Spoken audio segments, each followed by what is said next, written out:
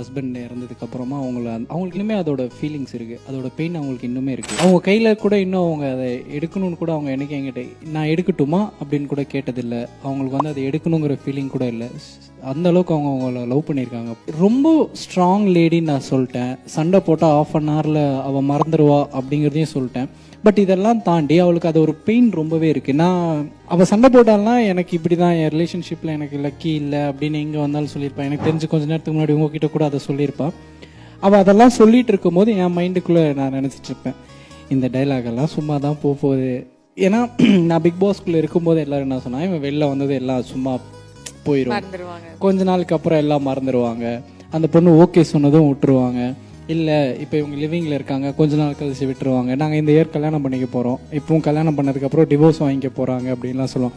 இதெல்லாம் கேட்கும்போது என் மைண்டுக்குள்ளே நான் என்ன நினச்சிட்டு இருப்பேன் அப்படின்னா, இதெல்லாம் எதுவுமே நடக்க போகிறதில்ல, எனக்கு தெரியும் நான் என்ன பண்ண போகிறேன் அப்படிங்கிறது. ஸோ அந்த ஃபீலிங்கை என்றைக்கும் அவகிட்டையும் நான் சொன்னதே இல்லை இது வரைக்கும். அவள் எப்போ என்ன என்கிட்ட பேசிட்டு அவளோட பாஸ்ட்டை பற்றி பேசி எது ஃபீல் பண்ணாலும், இந்த சீன் உனக்கு வரவே போகிறதில்ல உன் லைஃப்லன்னு நான் எனக்குள்ளே நினச்சிப்பேன். பட் அவகிட்ட நான் அதை இப்போ வரைக்கும் சொன்னது கூட இல்லை அவகிட்ட. ஸோ அதுதான், எல்லாருமே இவன் சும்மா சொல்கிறான் அப்படின்லாம் நினைக்குவாங்களான்லாம் எனக்கு தெரியல. பட் எனக்கு வந்து அவளுக்குள்ள ஒரு கேள்வி இருக்கும். இப்போ அவள் போடுற ட்ரெஸ்ஸுலேயே வந்து அவள் ட்ரெஸ் போட்டுட்டு அவளுக்குள்ளேயே அந்த கேள்வி கேட்டுப்பா, அமெரிக்க இந்த ட்ரெஸ் இப்போ பிடிக்குமா, நான் இப்படி வந்தேன்னா பிடிக்குமா, இங்கே நான் போகிறேனே அவனுக்கு பிடிக்குமா, அவனுக்கு பிடிக்காம இருக்குமான்னு அவளுக்குள்ளேயே கேட்டுப்பா. நான் அதை பற்றி அவகிட்ட வந்து ஒரு கொஸ்டின் கூட கேட்கவே மாட்டேன். சும்மா அதை எனக்காக சொல்லிக்கணும்லாம் நான் சொல்ல, நான் உண்மையாலுமே அதை பற்றி எதுவுமே கேட்க மாட்டேன். அப்பப்போ இவளோட பாஸ்ட்லேருந்து ஒரு கேள்வியை கேட்டு டக்குன்னு இதை நீ யோசிக்க மாட்டல அப்படின்னு அவ கேட்பா. அது என் மண்டையில யோசனையாவே வந்திருக்காது. ஏன்னா அது உங்களுக்குள்ள இருக்கிற ஒரு பயமா, எங்கேயாவது ஒரு வேளை both lifestyle is completely different. The way we brought up are completely different. ஆனா நமக்கு ஒன்று இருக்குமே, ஓகே இந்த பையன் ரொம்ப ஆர்த்தடாக்ஸ் ஃபேமிலிலேருந்து பார்த்துட்டு வந்திருக்காங்க. whereas me, my family is super cool.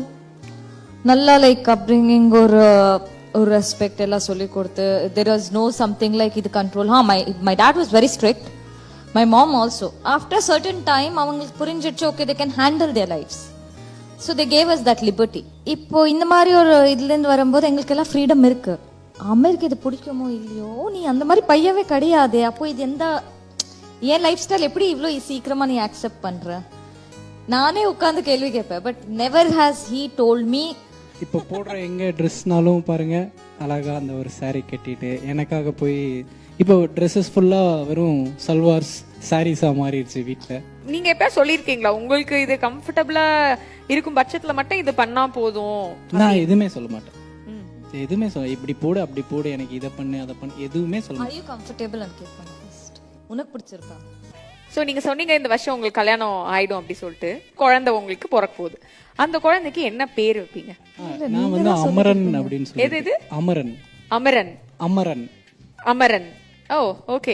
எதனால தெரியலங்க, எனக்கு அந்த பேர் ரொம்ப பிடிக்கும். சொல்லுவேன் அப்படியே, அது என்ன ரிலீஜியன் யார் கூட சேருது அப்படின்லாம் கூட நான் யோசிச்சதில்லை, அந்த பேர் எனக்கு ரொம்ப பிடிக்கும். ஸோ அமரன் அப்படின்னு சொல்லியிருக்கேன் அவங்ககிட்ட. கேர்ள்லாம் பிறந்தா என்னன்னு தெரியல எனக்கு, பாய் பிறந்தா அமரன் அப்படின்னு வைக்கணும் அப்படின்னு சொல்லுவேன். எனக்கு வந்து ருத்ர வைக்கணும்னு சொல்லிட்டு, if it is a boy, இல்லனா Rudra if it is a girl. November 9th. O